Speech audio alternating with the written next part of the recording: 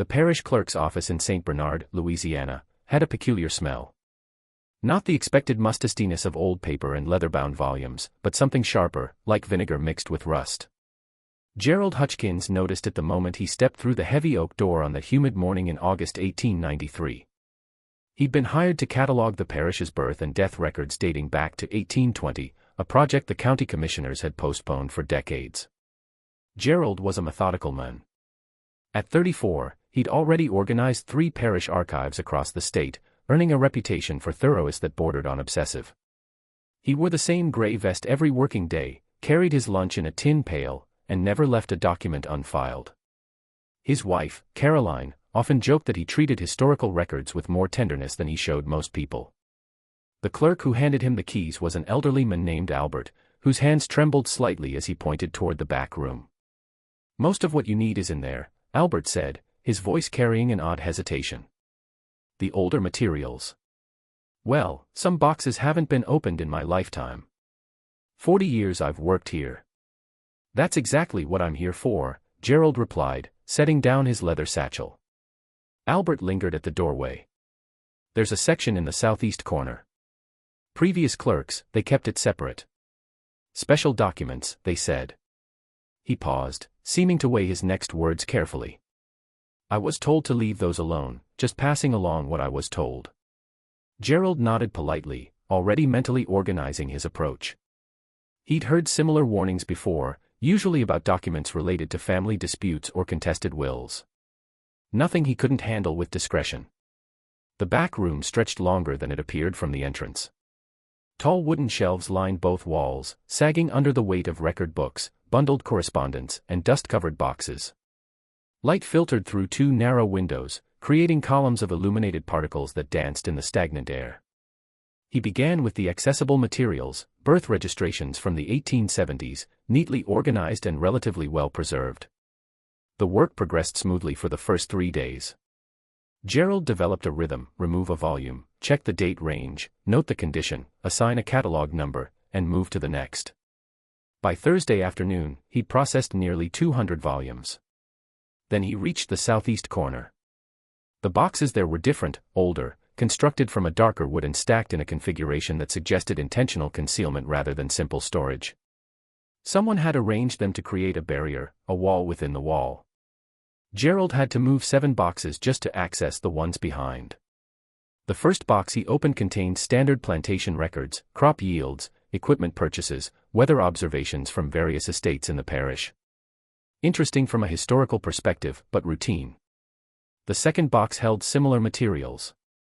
The third box was locked, not with a padlock or modern mechanism, but with a wax seal that had melted and rehardened over the iron clasp. The seal bore an impression Gerald didn't recognize: 3 curved lines intersecting in a pattern that might have been initials or simply decorative. He hesitated. Breaking seals on historical documents was generally frowned upon, but his mandate was comprehensive cataloging. He carefully applied pressure to the clasp. The old wax crumbled, and the box opened with a dry creak. Inside, wrapped in oilcloth that had long since dried and cracked, were ledgers, 4 of them, each bound in brown leather with no titles or markings on the covers. Gerald lifted the first one gently. The spine was fragile. The pages yellowed but still intact. He opened to the first page and read the handwritten heading: Register of Births, St. Bernard Parish, 1829, 1834. Supplementary Records. Supplementary Records. He'd never encountered that designation before. The entries were organized in neat columns. Date of birth, child's name, mother's name, father's name if known, race, plantation of origin, and registar. Standard information for the period. Gerald began scanning the entries, making notes about the condition and content. Then he noticed something strange.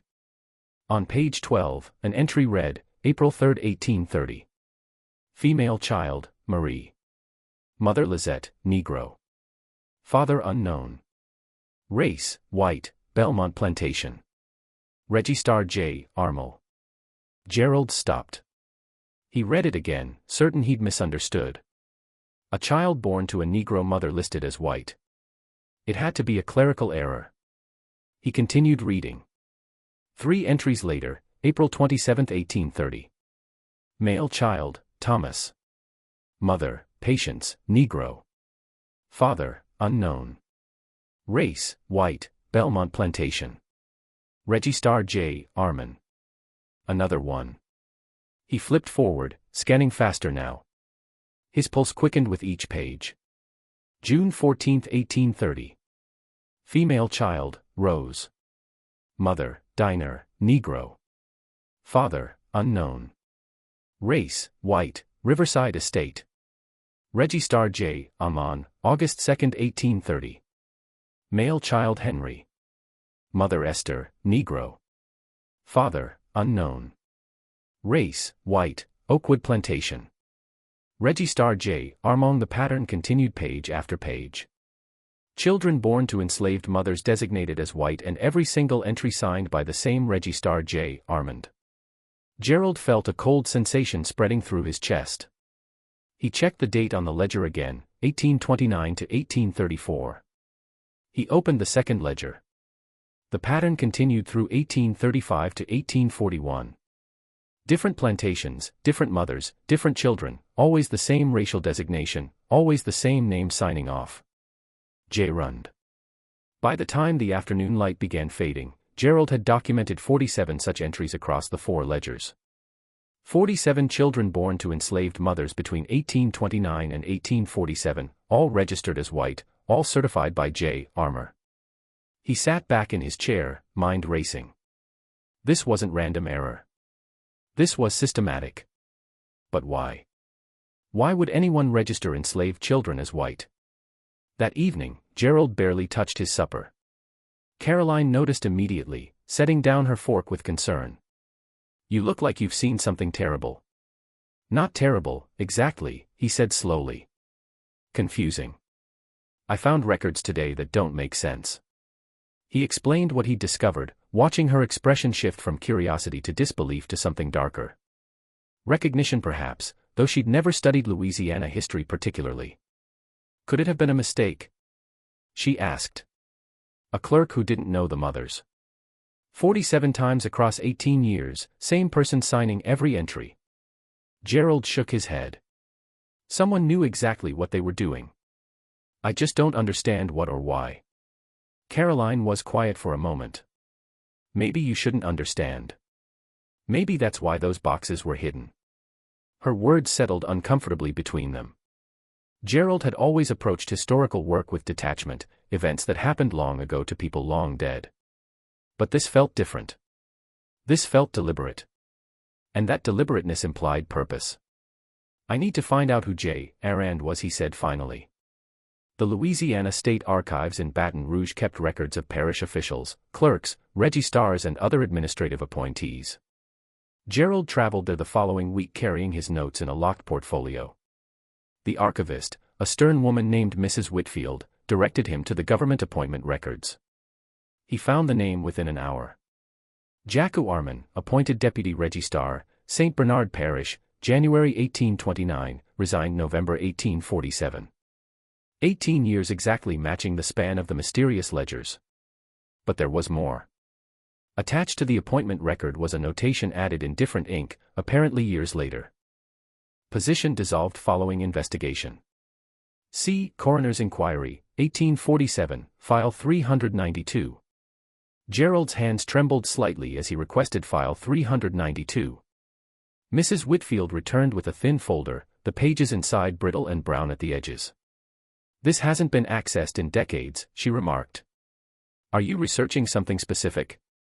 "Just trying to understand parish record-keeping practices," Gerald said, which was technically true.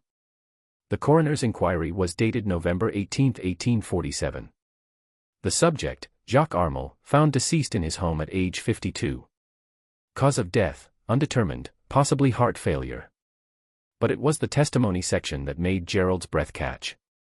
A neighbor, Mrs. Violet Chanel, had testified that she'd gone to check on Armin after not seeing him for 3 days. She found him in his study, slumped over his desk. On the desk were papers. She couldn't read well, she'd testified, but she remembered seeing lists of names, children's names. The investigating deputy, a man named Robert Dero, had noted deceased study contained extensive personal records related to parish registrations. Materials appeared to document births from 1829 to present with notations regarding racial classifications and subsequent transfers. Documents were seized for review by parish authority. Transfers. Gerald underlined the word in his notes. The final page of the inquiry contained a brief addendum dated 3 months later. Investigation closed. Materials reviewed by parish commission. Records returned to archive storage. No criminal findings.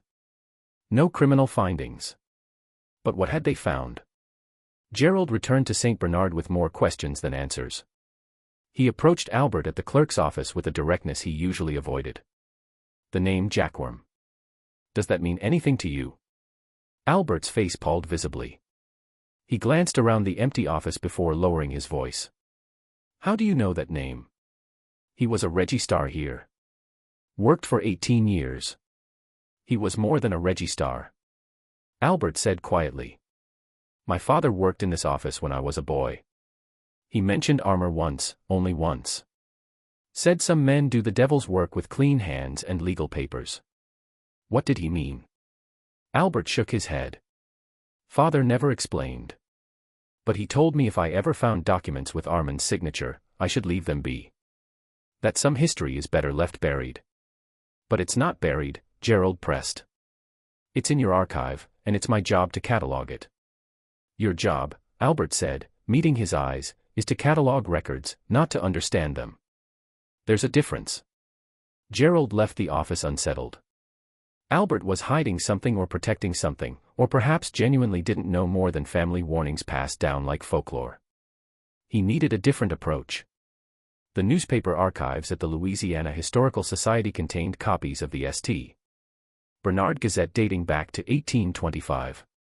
Gerald spent 2 full days reading through issues from 1829 to 1847, looking for any mention of rare and unusual birth registrations or controversies involving racial classifications. He found almost nothing.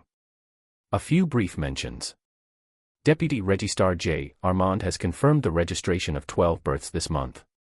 Standard administrative notices, but in the October 1847 issue tucked in the local notices section was a single paragraph. The community mourns the passing of Mr. Jacko Armand, Deputy Registrar, whose diligent service to our parish spanned 18 years. Mr. Armand was known for his precise record-keeping and dedication to administrative accuracy. He leaves behind no immediate family. Services were held privately.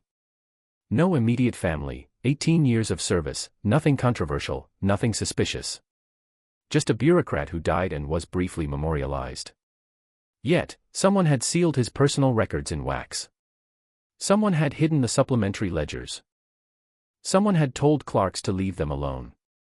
Gerald needed to understand what happened to those children. The next phase of research required a different kind of digging. If children born to enslaved mothers were registered as white, there should be subsequent records, sales, transfers, manumission papers, or death certificates. Gerald began cross-referencing the names from Armand's ledgers with other parish documents. Marie, born April 3, 1830 to let at Belmont Plantation. Gerald searched through Belmont's records, now housed at the parish archive. The plantation had been sold in 1856, its papers transferred to county storage. He found Lizette's name in the slave inventory from 1829. She was listed as a house servant, age 22. In the 1831 inventory, a note beside her name, one child, Marie, transferred separately. Transferred separately. Not sold with the mother, as was typical for very young children. He searched for Marie in subsequent records, nothing in Belmont's slave inventories. Nothing in sales records from neighboring plantations.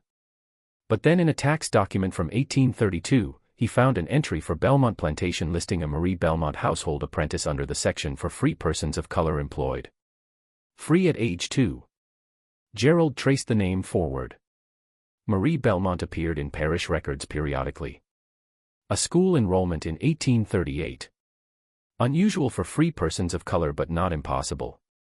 A witness signature on a property deed in 1851 she could write then, and finally a marriage record in 1854 to a man named Charles Riviere, also listed as a free person of color, but here was the critical detail: Marie's race on the marriage certificate was listed as white, not free person of color white. Gerald sat in stunned silence. A child born to an enslaved woman, somehow reclassified, somehow freed, somehow granted white status, all before age 24. He checked another name. Thomas, born April 27, 1830. The pattern repeated, registered as white at birth, transferred separately from his enslaved mother within 2 years, appearing later in records as a free child, then eventually as white in adult documents. One by one, Gerald traced the 47 children through the fragmentary records available. 23 of them followed similar trajectories. The others simply vanished from the records entirely after their initial birth registration and supervising every initial registration. J. Arman. By October 1893, Gerald had filled 6 notebooks with his findings. He worked late into the evenings correlating dates, tracking names, mapping the movement of children across parishes and decades. Caroline worried about his health. He'd lost weight, developed dark circles under his eyes, and stopped attending church socials. "You need to show this to someone," she urged. "If what you found is real, historians should know." "It's real," Gerald said. "But I don't understand the mechanism yet. How did this happen? Who authorized it? Why these specific children?" He was missing something crucial, some connective tissue that would make the pattern coherent. The answer arrived unexpectedly, not from documents, but from a person. In early November, an elderly woman named Josephine Durant came to the parish office requesting a copy of her birth record. She was 83, she told Gerald, born in St. Bernard Parish in 1810. She needed the document for a property inheritance matter in New Orleans. Gerald located her record easily. She'd been born free to free parents of color, a relatively straightforward case. As he prepared the certified copy, making polite conversation, he mentioned he was researching historical record-keeping practices. "Did you ever know a man named Jacques Armand?" he asked casually. "He was a registrar here decades ago." Josephine's hand, reaching for the document, froze in midair. Her eyes clouded with age, but still sharp, fixed on Gerald's face. "Why are you asking about him?" The intensity in her voice made Gerald choose his next words carefully. "I found some unusual entries in old ledgers. His name appeared frequently. I'm trying to understand the context." Josephine sat down slowly in the chair across from his desk. For a long moment, she said nothing, her fingers twisting the fabric of her shawl. "I knew Amo," she said finally. "Everyone in the colored community knew him, though we didn't speak his name often. Still don't." "What did he do?" "He kept 2 sets of books." She spoke slowly, as if pulling memories from deep storage. "Official books and other books. My aunt was a midwife. She delivered babies on half the plantations in this parish. She told me things toward the end of her life, things she'd seen." Gerald leaned forward. "What kind of things?" "When certain babies were born, babies with skin light enough to pass, born to enslaved women, Arman would be called, not immediately. Sometimes weeks later, he'd arrive with his ledgers and examine the child. If the child was light enough, if the features were acceptable, he'd make his registration as white," Gerald said. Josephine nodded. "Then the child would disappear from the plantation. Within a year, sometimes just months. The mothers were told their babies died. Some believed it, others." She paused. "Others knew better, but couldn't do anything. Where did the children go?" "That I don't know for certain. Aunt Matilda had theories. She believed they were taken north or to New Orleans, given to families who couldn't have children or who wanted servants they could claim as orphaned relatives. Light-skinned children could be raised as white. You understand. Especially if the documentation said they were white from birth." The room felt colder. Gerald's methodical mind was assembling pieces into a picture he didn't want to see clearly. "How many children?" he asked. "I couldn't say. Aunt Matilda delivered hundreds of babies over 40 years. She thought maybe 50 or 60 that Arman took interest in, but she only worked certain plantations. If he did this across the whole parish," Josephine trailed off. "Did anyone try to stop him?" Josephine's laugh was bitter. "Stop a white official doing legal registrations? With what power? The mothers were property. The babies were property. If someone with authority decided to reclassify that property as human, as white, as free, who exactly would object? The plantation owners? The question hung in the air. Rhetorical but devastating. Why would plantation owners allow it? Gerald asked. They were losing valuable. He struggled with the word assets. Were they? Josephine tilted her head. Think about it. A baby born too light causes problems. Other enslaved people ask questions. Overseers ask questions. Visitors notice. And if that child grows up looking white, you can't sell them easily. Can't put them to field work without raising eyebrows. Easier to make them disappear legally. Armand provided a service. He made uncomfortable problems vanish into paperwork. Gerald felt sick. The clinical logic was airtight. The systematic nature of it, the bureaucratic efficiency was somehow more disturbing than any spontaneous cruelty. Your aunt, he said carefully. Did she ever know what happened to the children afterward? She heard stories, saw one of them years later, she thought, a young woman in New Orleans, maybe 20 years old, working as a governess for a wealthy family. The woman had a birthmark on her neck. St. Mark Aunt Matilda remembered from a baby she'd delivered to an enslaved woman named Ruth. But when she tried to speak to the young woman, there was no recognition. The young woman spoke perfect, dressed in fine clothes, and looked through Aunt Matilda like she was invisible. She didn't remember. She was taken at 8 months old, according to Aunt Matilda's memory. How could she remember? For all she knew, she was exactly who her papers said she was. A white orphan raised by a charitable family. The implications cascaded through Gerald's mind. Stolen identities, erased histories, children who would never know their mothers, their origins, the truth of their own existence. Why are you telling me this? He asked Josephine. She stood slowly collecting her certified birth document. Because you asked and because I'm 83 years old. Everyone who knew about this directly is dead or dying. If someone is finally looking at those records, finally asking questions, maybe it's time the answers were spoken out loud, even if nothing can be done now. She walked to the door, then paused. Armand kept those ledgers separate for a reason. He knew what he was doing was legal, but wrong. That's a particular kind of evil, Mr. Hutchkins. Evil that fills out forms in triplicate. After she left, Gerald sat in the empty office as darkness gathered outside. He thought about those children, toddlers taken from their mothers, given new names, sometimes new families, new identities constructed from lies and certified with official stamps. Some might argue they'd been given better lives, freedom, opportunity, a chance to escape slavery's grasp. But they'd been stolen. Their mothers had grieved, and they'd been built into lies they would carry unknowingly for the rest of their lives. Gerald's research took on new urgency. He began investigating Jacques Armand's personal history, looking for context, for motivation for the origin point of this systematic reclassification. Armand had come to Louisiana from France in 1825, age 30. He'd worked briefly as a clerk for a shipping company in New Orleans before receiving his appointment as deputy registrar in St. Bernard Parish in 1829. No wife, no children of his own, no significant property holdings. By all accounts, a minor bureaucrat living a quiet, unremarkable life.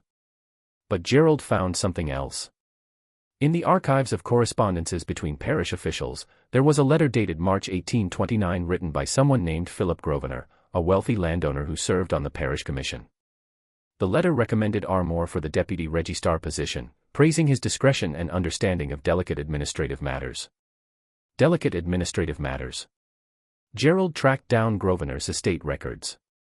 The Groner family had owned Belmont Plantation where many of the reclassified children had been born until selling it in 1851. Philip Grosvenor had died in 1853. The pieces were connecting. Groner had secured Armand's position. Armand had then provided a service handling delicate matters that benefited plantation owners like Groner, but the scope extended beyond Belmont. Gerald's list included children from at least 12 different plantations. This wasn't one plantation owner solving a personal problem. This was an organized system. He found the next clue in banking records. Through property tax documents, Gerald discovered that Jacques Armand had maintained an account at First Louisiana Bank in New Orleans. Estate records from Armand's death showed the account had contained $4,200 at the time. An enormous sum for a parish clerk whose annual salary had been approximately $300. Where had that money come from? Gerald couldn't access detailed banking records. Those were private. But the amount suggested regular payments over many years. Payments from whom? For what service? The implications were clear. Armand hadn't done this out of ideological conviction or misguided mercy. He'd been paid to reclassify children, to process them out of slavery through legal documentation to make inconvenient situations disappear. But paid by whom? The plantation owners directly. Some intermediary organization. In January 1894, Gerald discovered the advertisements. He'd been reading through New Orleans newspapers from the 1830s and 1840s, searching for any mention of Armand or the plantations on his list. He almost missed them. They were small, usually buried in the back pages among notices for livestock sales and shipping schedules. The first one appeared in the April 1831 edition of the New Orleans Mercantile, seeking placement. Light-complexioned infant girl, excellent health, suitable for household service or adoption into respectable family. Inquiries to P.G. care of Deroux and Associates 127 Rue Royale. P.G. Philip Grovina. Gerald found 6 more similar advertisements over the next 3 years. The phrasing varied, but the structure remained consistent. Light-complexioned infant, excellent health, placement sought, inquiries directed to initials care of Devoe and Associates. He'd seen that name. Deo Robert Deo. No, Devoe had been the deputy who investigated Armand's death. The connections were forming a web. Grosvenor recommends Armand. Armand registers children as white. Children are transferred. Advertisements appear seeking placement. Devoe handles the inquiries and years later investigates Armand's death and closes the case with no criminal findings. It was a network, a quiet bureaucratic network that had operated for nearly 2 decades, moving children from slavery into fraudulent freedom, all while maintaining meticulous legal documentation. But Gerald still couldn't answer the fundamental question: what happened to the children who were placed? The breakthrough came from an unexpected source. In March 1894, Gerald received a letter forwarded from the parish clerk's office. It was from a man named Edmund Porter, an attorney in Mobile, Alabama. Porter had read a brief scholarly note Gerald had published in the Louisiana Historical Quarterly about unusual record-keeping practices in antebellum parishes. Gerald had been vague, mentioning discrepancies in racial classifications without revealing the full scope of his discovery. Porter's letter was carefully worded. Dear Mr. Hutchkins, your recent note regarding classification irregularities in Louisiana parish records resonates with a case I am currently managing. A client of mine, a woman of 73, recently discovered that her birth record from St. Bernard Parish contains inconsistencies with her family history as she understood it. She was told throughout her life that she was born to a white family that perished in a yellow fever epidemic and that she was raised by adoptive relatives. However, recent examination of her papers has raised questions. If you have information regarding irregular birth registrations from St. Bernard Parish circa 1830-1840, I would welcome correspondence. This is a matter of significant personal importance to my client. Gerald responded immediately asking for more details. Porter's next letter arrived within 2 weeks. My client, whom I shall call Mrs. L for privacy, possesses a birth certificate registered in St. Bernard Parish in 1832, listing her race as white and her mother as deceased at childbirth. However, she recently obtained through family papers a contradictory document, a bill of sale from 1833 for one female child, light-skinned named Lily, born to Negro woman named Grace. The child's description matches details my client knows about her own early childhood. The bill is signed by a notary named J. Armand. Mrs. L is devastated and seeking to understand her true origins. J. Armand had notarized the sale. Of course, he had. He wasn't just registering these children. He was facilitating their entire transfer chain. Gerald wrote back asking if Porter could share the names involved. Another exchange of letters brought the details. The child Lily had been born at Riverside Estate in 1832. Her mother, Grace, had died in 1835. According to plantation records, the child had been sold to a family in Mobile named the Prescott who'd raised her as an orphaned niece. Gerald checked his ledgers. There it was, May 19, 1832. Female child Lily, mother Grace, Negro father unknown, race white, Riverside Estate Registrar J. Arand, Mrs. L was one of the 47. Over the next several months, Gerald and Porter exchanged extensive correspondence. Porter was representing Mrs. L in an attempt to claim inheritance from her biological mother's side. A futile effort legally. Porter admitted since enslaved persons couldn't leave property, but the principle mattered to his client. She wanted acknowledgement of her true origin. Through Porter, Gerald learned what had happened to at least one of the reclassified children. Sold to a family desperate for a child, or wanting a servant they could raise without the social complications of slavery, or perhaps genuinely believing they were rescuing an orphan. The buyers were given impeccable documentation, white birth certificates signed by an official registrar. The children were young enough to have no memories. The mothers were powerless to object or search. It was trafficking, Gerald realized. Legal, documented, bureaucratically processed trafficking of children disguised as legitimate birth registration and orphan placement. And Armand had been the architect. Gerald's work became more public in 1895 when he presented preliminary findings at the Louisiana Historical Association's annual meeting.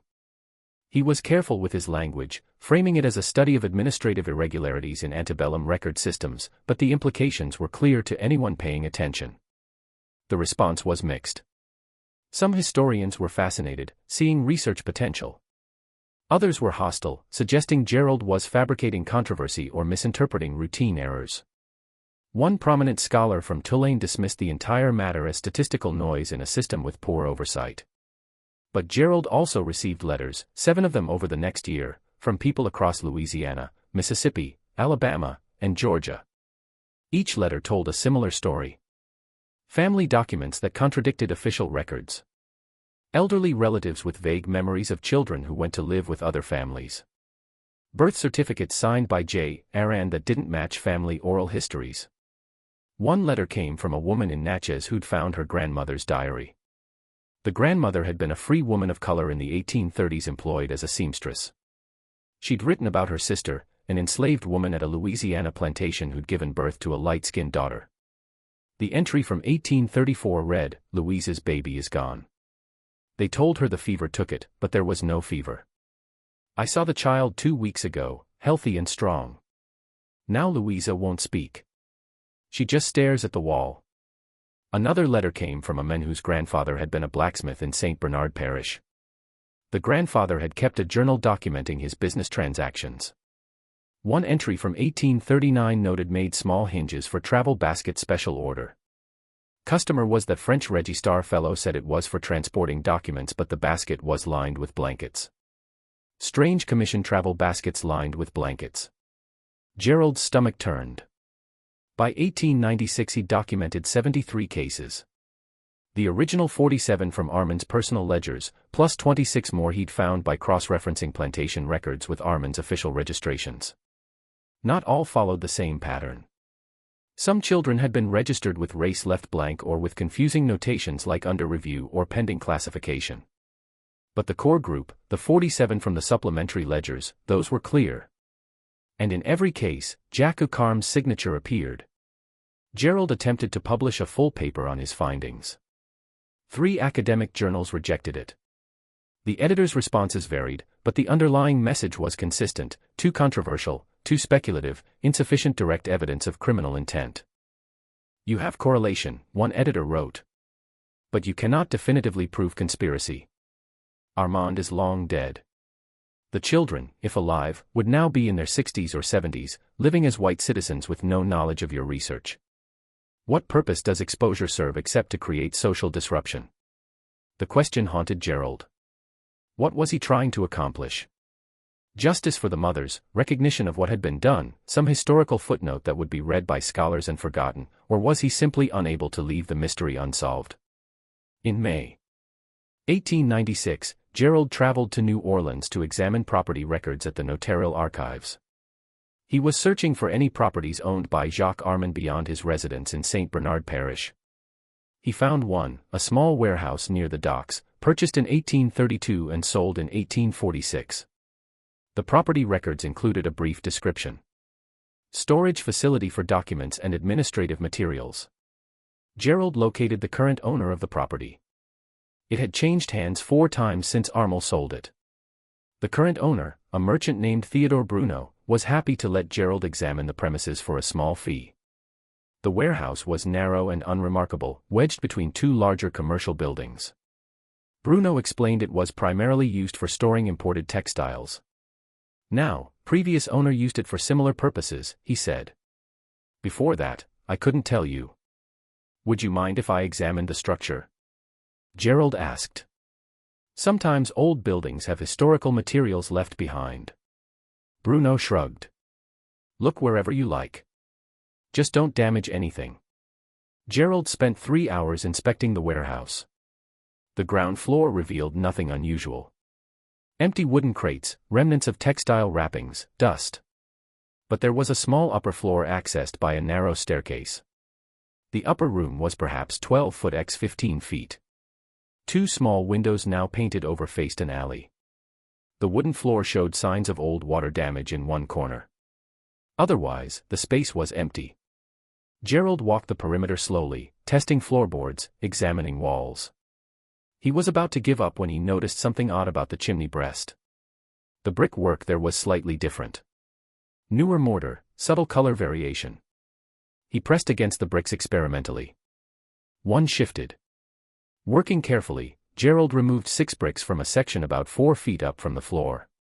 Behind them was a cavity, and inside the cavity was a leather satchel, stiff with age and moisture damage.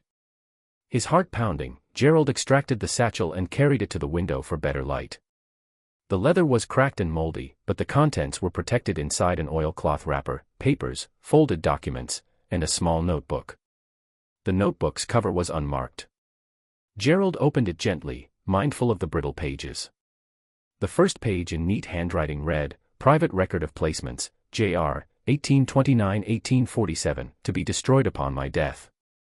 But it hadn't been destroyed. It had been hidden. The notebook contained names, dates, and destinations. Each entry followed a format. Child name, birth date, mother, birth plantation, placed with, location, date of transfer, fee received. Gerald's hands trembled as he read. Marie, April 3, 1830. Leet, Belmont. Mr. and Mrs. Lauren Duchamp, New Orleans, June 1830. $200. Thomas, April 27, 1830. Patience, Belmont. Mr. Henri Valwis, Household Service, Baton Rouge, July 1830, $150 Rose, June 14, 1830. Diner, Riverside, Mr. and Mrs. Charles Beaufort, Mobile, August 1830, $225. The list continued, 79 entries in total, more than Gerald had documented, each with a price, each with a destination, each representing a child separated from their mother and given a manufactured identity. The fees varied from $150 to $400, apparently based on the child's age and complexion. Younger and lighter commanded higher prices. But there was more. Clipped to the back of the notebook were letters, 7 of them faded but legible. They were inquiries from prospective families asking about acquiring a suitable child for domestic upbringing or adopting an orphaned infant in need of Christian home. One letter dated February 1835 from a couple in Charleston was particularly chilling in its clinical tone. Dear Mr. Armand, we received your name through Mr. Grosvenor as someone who might assist with a delicate family matter. We have been unable to conceive children after 10 years of marriage. We are seeking to acquire a female infant, preferably under 6 months of age of light complexion suitable for raising as our natural daughter. We understand documentation can be arranged to reflect legitimate birth.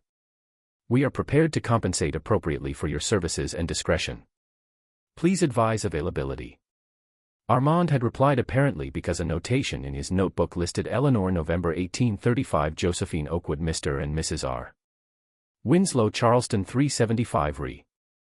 This wasn't opportunistic crime. This was a business.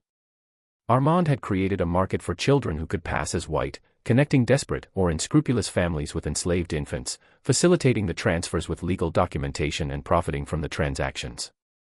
The supplementary ledgers weren't mistakes or anomalies. They were receipts.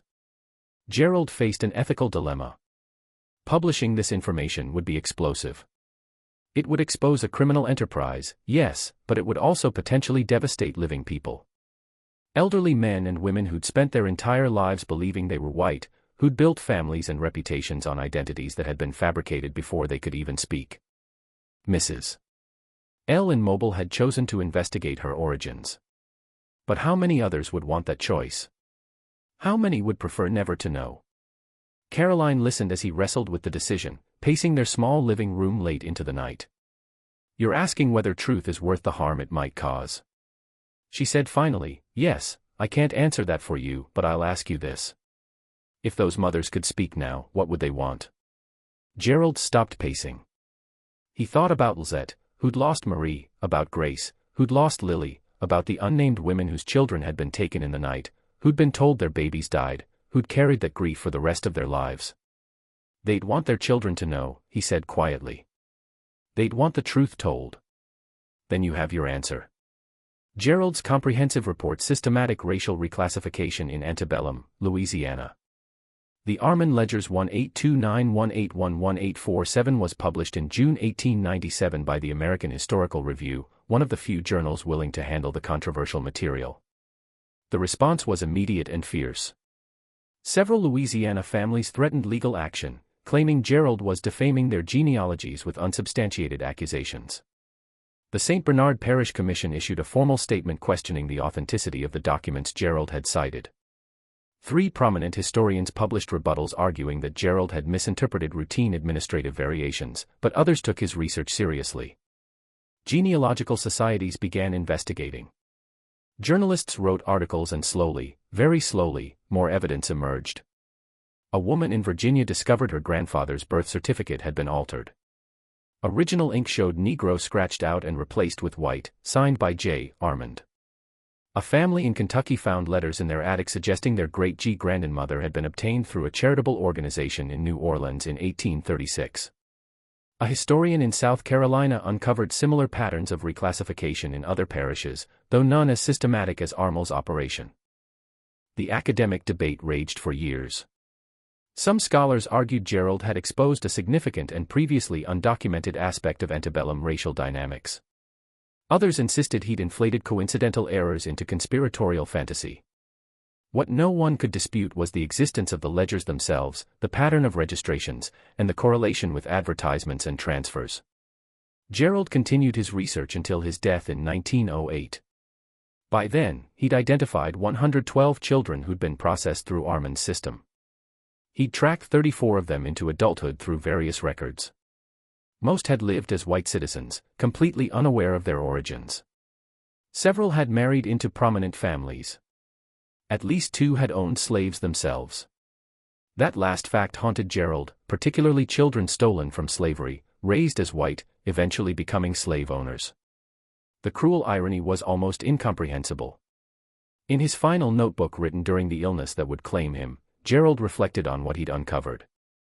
"I set out to catalog records and instead cataloged lives. Lives stolen, lives fabricated, lives built on foundations of lies." Jacques Armand appears in history as a minor functionary, dying alone and unremarkable. But his legacy is walking around in the bodies of people who don't know they carry it. His crime was paperwork. His weapon was a pen. And his victims included not only the mothers who lost their children, but the children themselves who lost their truth. I am asked often if my research accomplished anything. I cannot say. The mothers are all dead. The children, now elderly, if still living, will likely never know. The system that enabled Armand is long abolished. But the documentation remains, and documentation, I have learned, is its own kind of testimony.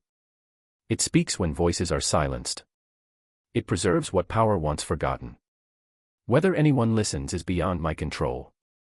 The ledgers Gerald discovered remain in the Louisiana State Archives today. Catalogued under St.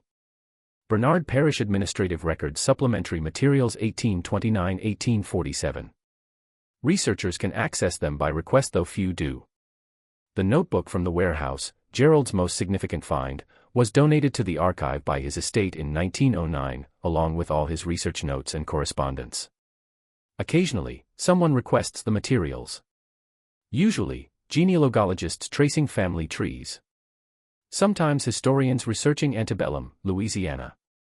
Rarely journalists investigating historical injustices. They all find the same thing Gerald found.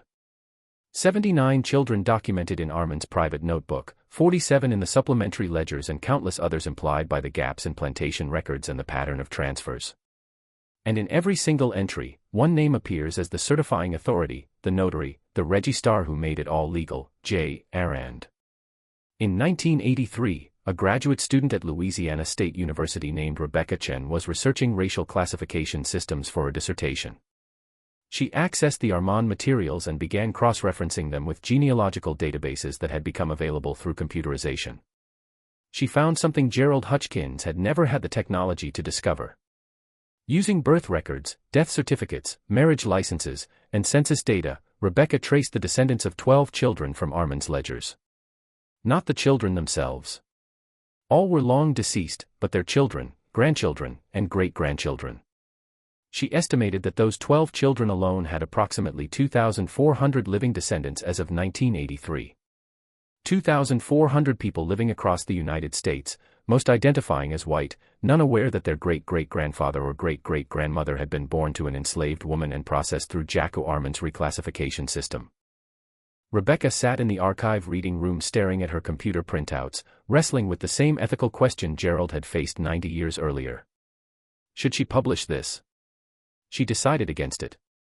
Her dissertation examined the administrative mechanisms of racial classification without identifying specific modern families.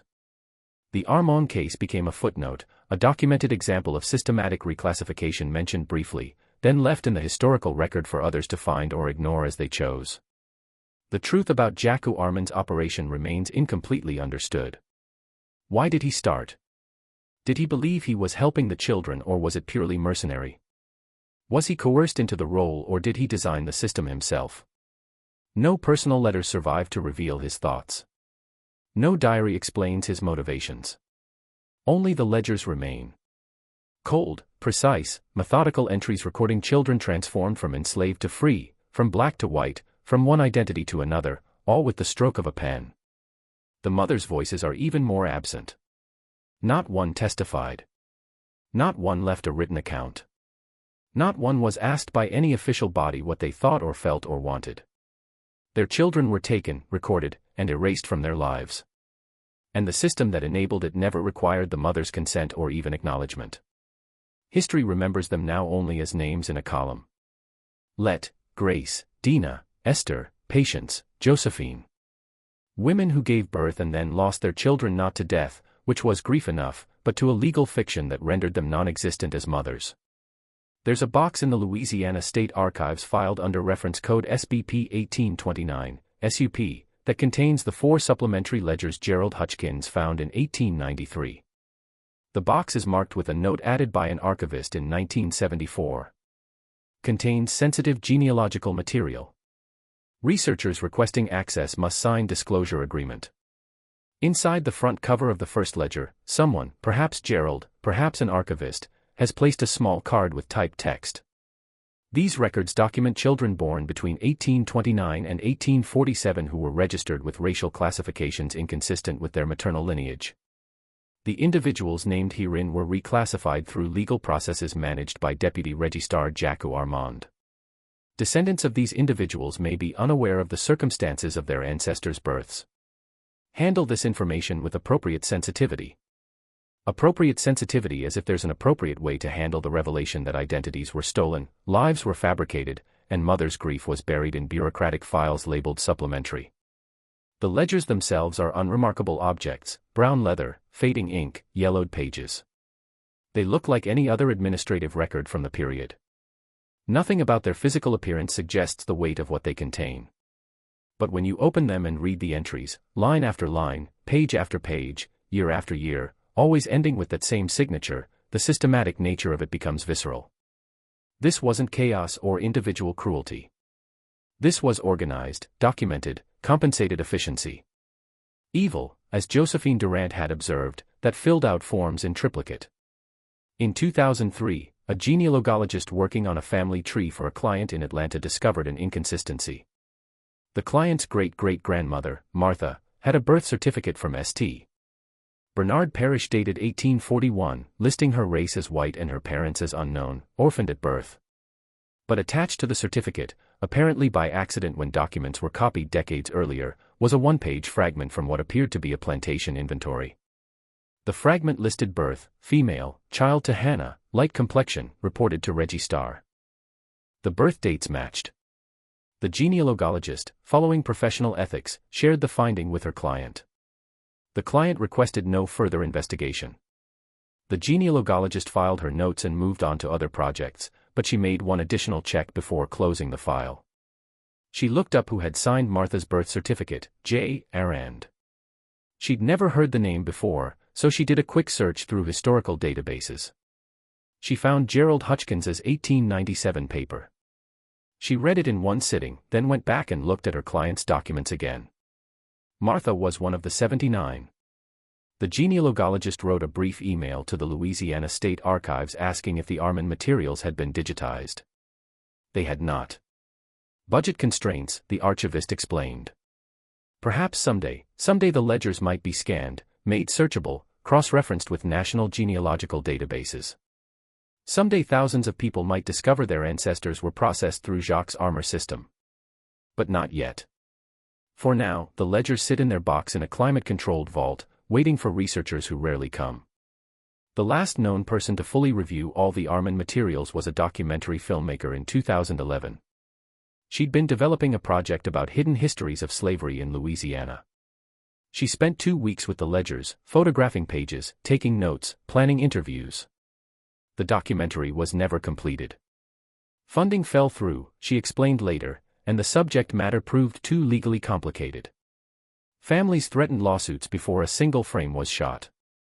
Her production company shelved the project, but she kept her research notes.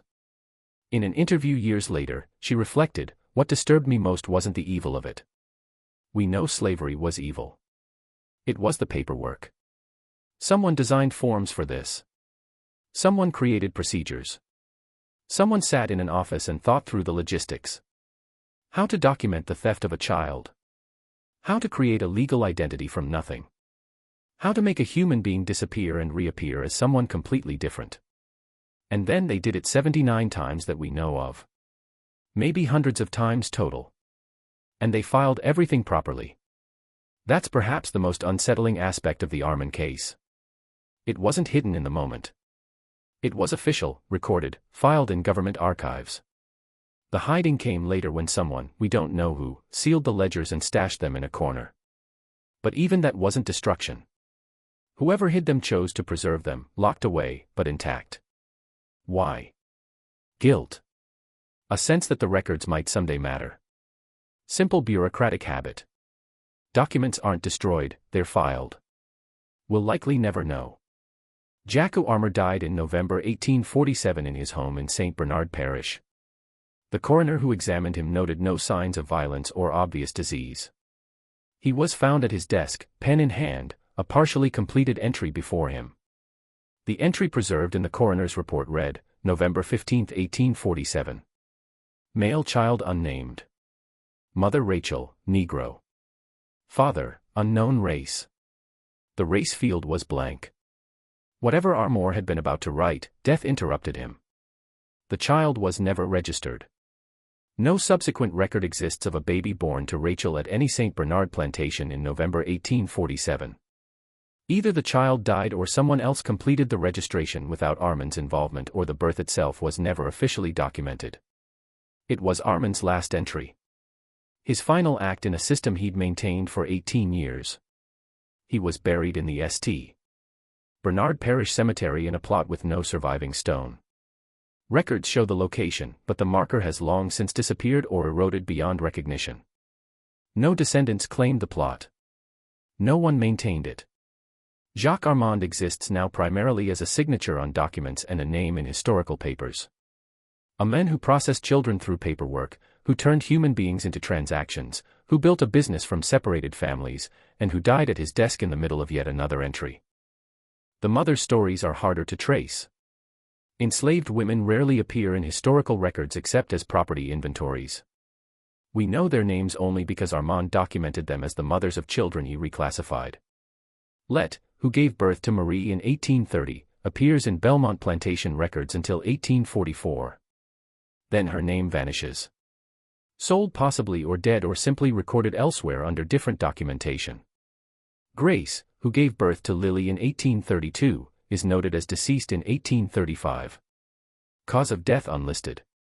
Dinina, mother of Rose, appears in records through 1852. A notation beside her name in an 1843 inventory reads, age approximately 35, field worker, reduced productivity. No further details. These fragmentary traces are all that remain. Women who carried children, gave birth, and then had those children taken and legally erased. Whether they knew their children survived, whether they hoped for reunion, whether they mourned them as dead or lost or stolen, none of that was recorded. The system didn't require their grief to be documented, so it wasn't. There's a question researchers occasionally ask when studying the Armin case. What happened to the children who were raised as white? Did they live better lives than they would have as enslaved people? It's an impossible question to answer, and many argue it's the wrong question entirely. It presumes the only two options were enslavement or theft when the actual moral option, abolishing slavery, existed as an alternative their society simply refused to choose. But the question persists because the answer is complicated.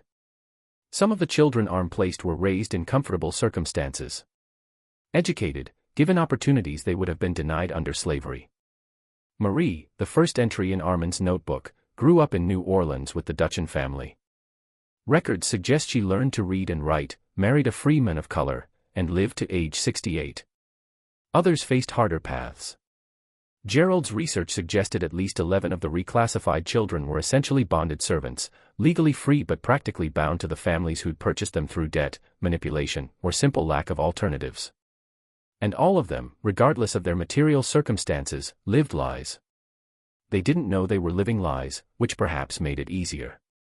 But the truth remained hidden beneath legal documents and false narratives. In 1999, a historical preservation society in St. Bernard Parish erected a small memorial in the county courthouse.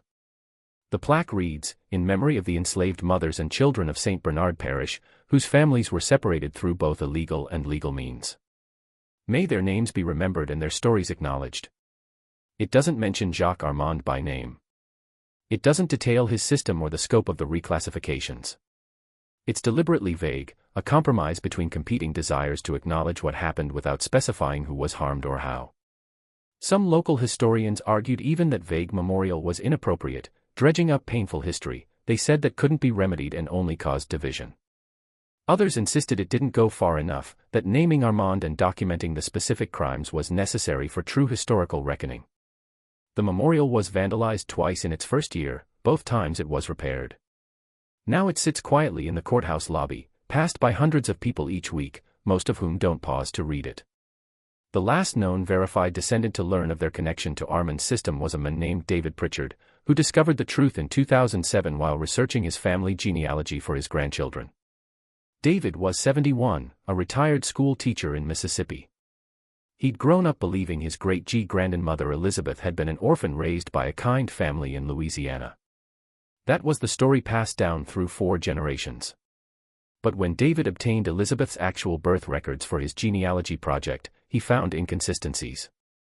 Her birth certificate listed her race as white, her mother as unknown, and her birth location as St. Bernard Parish, 1838. The Registar signature J. Errand. Something about the name tickled his memory. He searched online and found references to Gerald Hutchkins's research. Then he found the archived ledgers, now partially digitized, and saw an entry. Elizabeth, March 12, 1838. Miriam, Riverside, Mr. and Mrs. Stephen Landry, Baton Rouge, April 1838. 200. His great-grandmother had been born to an enslaved woman named Miriam, then sold as an infant for $280 to the family who'd raised her. David spent months processing this information. He later wrote in a personal essay, a kind of identity vertigo. Everything he'd believed about his family history, his heritage, his ancestry was suddenly uncertain.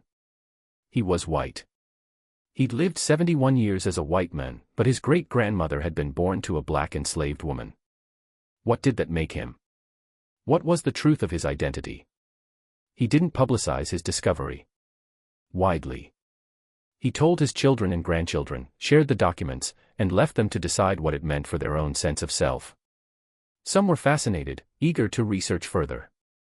Others were uncomfortable, unsure how to integrate this information into their self-standing. David wrote, "I don't know if learning this truth made my life better or worse. I only know it's the truth. And I prefer truth to comfortable lies, even when the truth is this complicated." The question that haunts the Armand case is simple but unanswerable. How many were there really? Gerald Hutchkins documented 112. Armand's personal notebook listed 79, but those were only the cases with surviving documentation. How many ledgers were destroyed? How many entries were made in books that were lost, burned, or deliberately eliminated? If Armand maintained his operation for 18 years, averaging 4 to 5 placements per year based on documented cases, the total could easily exceed 200 children. If other registrars in other parishes operated similar systems, and evidence suggests at least 3 others did, though on smaller scales, the total across Louisiana might reach several hundred. And if those children each had descendants, if family trees branched and spread over 6 or 7 generations, the mathematics become staggering. Thousands of people, possibly tens of thousands, walking around today with no idea that their ancestry includes a woman whose child was stolen and legally transformed into someone else. Is it important that they know? Does it matter now? Historians disagree. Some argue that acknowledging these hidden histories is essential to understanding the full scope of slavery's mechanisms and legacies. Others contend that revealing information that disrupts contemporary families' identity serves no productive purpose. The question has no clear answer. But the ledgers remain factual and indifferent. They don't care whether we read them or ignore them. They simply exist, preserved in acid-free boxes waiting in climate-controlled darkness. There's one more detail worth mentioning. In 2015, an archivist conducting routine preservation review of the Armand materials noticed something that previous researchers had missed. On the final page of the last supplementary ledger, barely visible because the ink had faded almost to invisibility, was a handwritten note. Using specialized imaging technology, the archivist was able to enhance and read the text. "God forgive me for what necessity required. Let these names stand as witness to what commerce demands of men's souls. Ja. November 1847. The handwriting matched Armand's signature. The date was weeks before his death. Was this remorse? Justification? Simple record-keeping? We'll never know. Jacques Armand took his interior life to the grave, leaving behind only the external evidence, ledgers, signatures, and 79 children whose origins were obscured by the very documents that were supposed to preserve truth. The story of the Armand ledgers isn't about one villain performing dramatic evil. It's about a system that functioned so smoothly, it generated its own documentation. It's about how the legal and the criminal can be identical when the law itself is built on injustice. It's about children who became someone else before they were old enough to know they were anyone at all. And it's about the peculiar cruelty of bureaucracy. How forms and signatures and official seals can transform the theft of a child into a properly processed transaction complete with receipts. The ledgers still exist. The system that created them is gone. The children are long dead. Their mothers are forgotten except as names in a register. But the descendants live on, most unaware they're part of this history. And in the archives of Louisiana, in boxes that smell faintly of vinegar and rust and time, one name appears on page after page, entry after entry, year after year.